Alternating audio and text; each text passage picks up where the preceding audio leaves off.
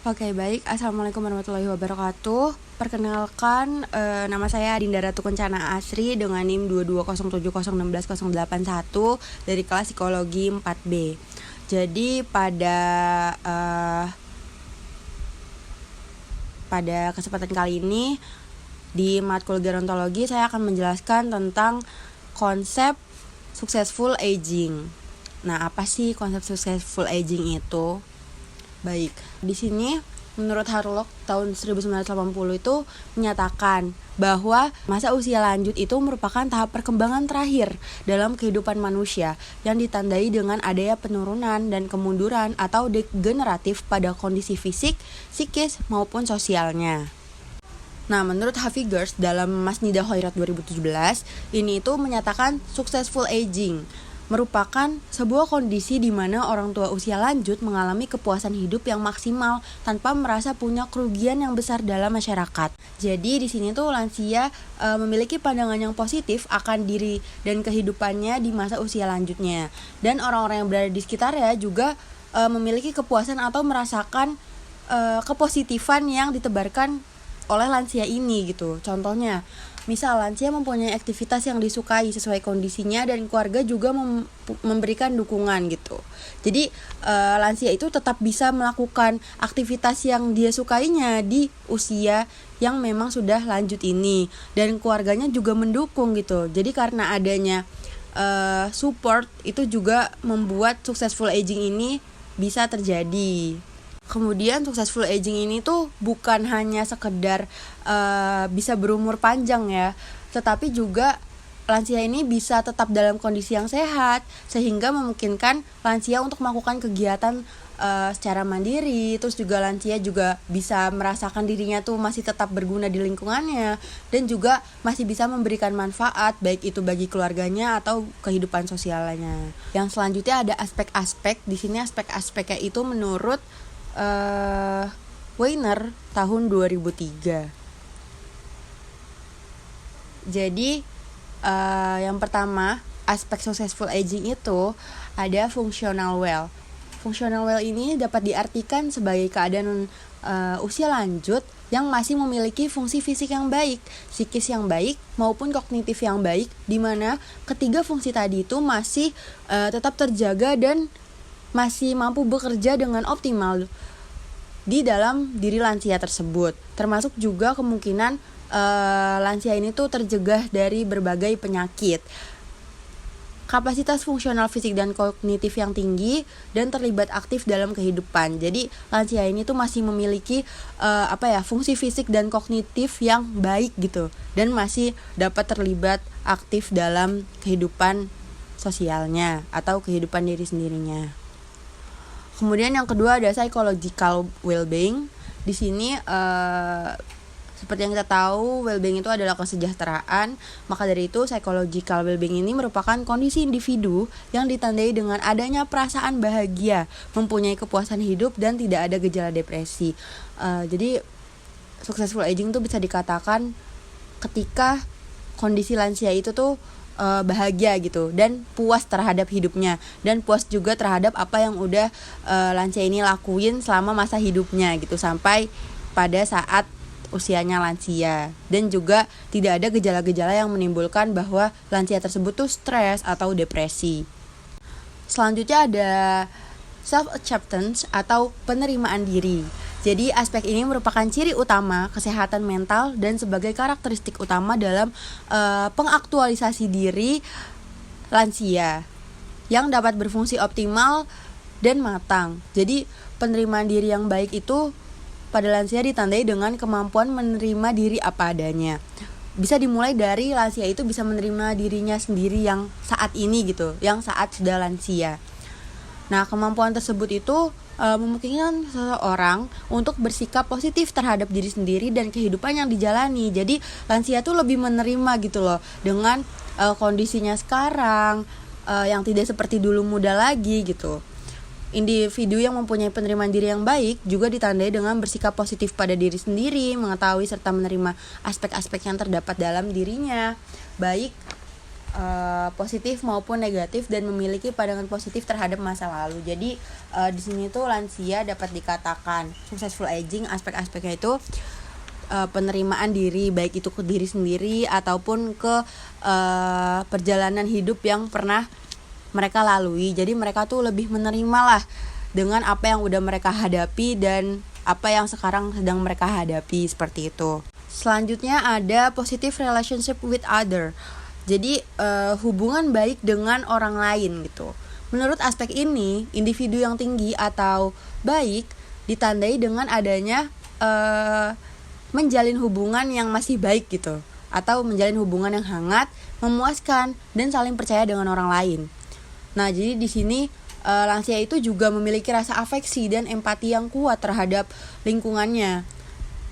Juga sebaliknya, individu yang hanya mempunyai sedikit hubungan dengan orang lain itu pastinya akan sulit untuk bersikap hangat dan enggan untuk berempati gitu ya. Kriterianya kayak gimana sih successful aging itu? Oke, baik, di sini ada menurut Crowther dan kawan-kawan tahun 2002 yang dikutip dari sebuah buku yang berasal dari luar negeri. Itu menurut Roy dan Han yang kemudian direvisi Crowther dan kawan-kawan pada tahun tersebut. Successful aging itu memiliki 4 karakteristik, yakni di mana diantaranya yaitu yang pertama dapat meminimalisir risiko munculnya berbagai penyakit dan akibat yang berhubungan dengan penyakit tersebut. Jadi di sini contohnya tuh kita bisa meminimalisir resiko munculnya penyakit gitu. Nah, perlu diketahui juga untuk mencapai successful aging ini kita tuh juga perlu menyiapkan successful aging ini tuh dari jauh-jauh hari, dari pas kita masih muda gitu. Jadi agar tercapai kesuksesan successful aging ini.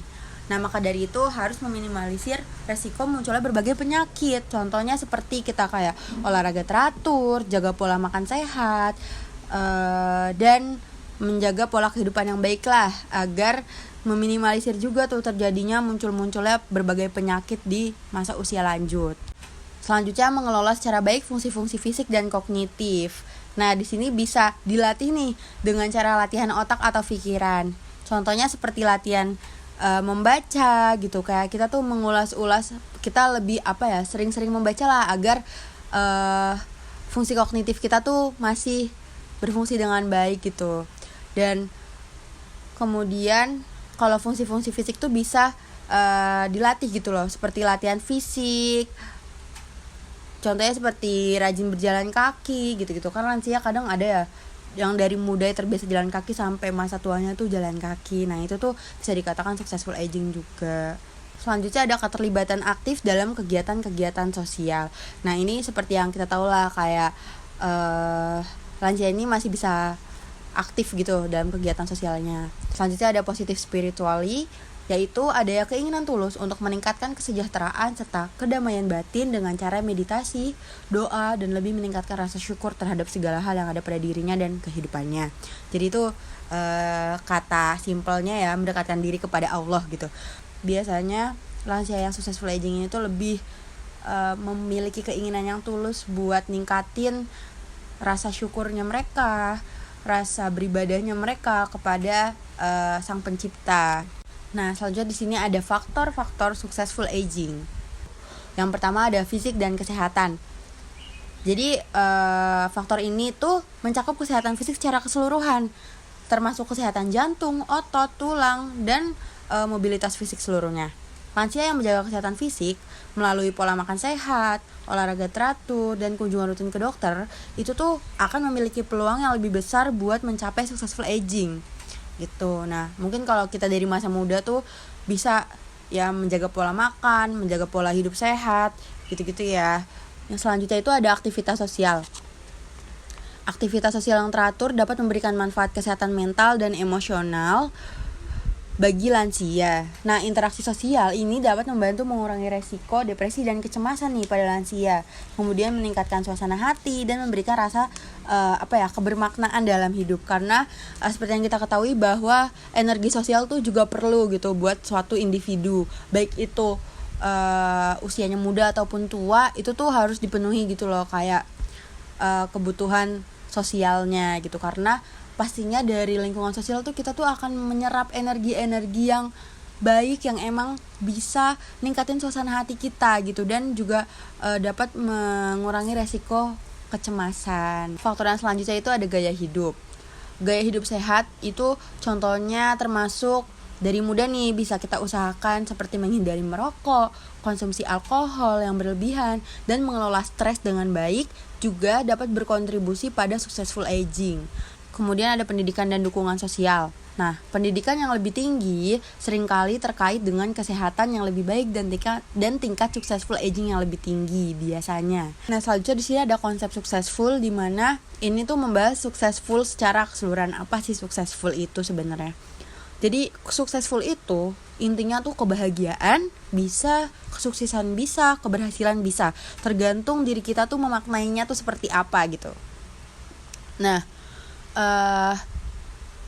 pada dasarnya kan fitriyah alamiah yang dimiliki manusia itu adalah bahagia, dan bahagia itu sebenarnya tergantung manusia itu sendiri merasa bahagianya tuh ketika manusia itu udah mencapai apa gitu, mencapai kesuksesankah, keberhasilankah, atau kebahagiaankah gitu. Dan kemudian kebahagiaan individu itu sebenarnya dapat dinilai secara subjektif dan objektif.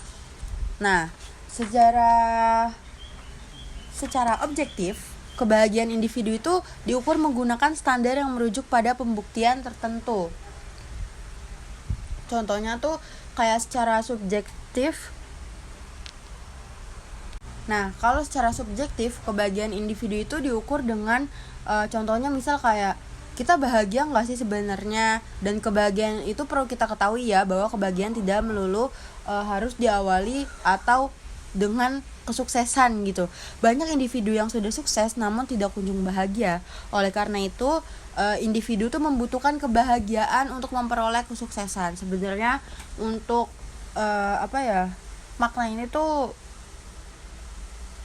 dapat diartikan masing-masing individu ya teman-teman, harus bahagia dulu atau sukses dulu gitu, karena yang dapat memenuhi itu semua kan individu masing-masing. Jadi balik lagi ke menurut perspektif individu itu sendiri masing-masing gitu.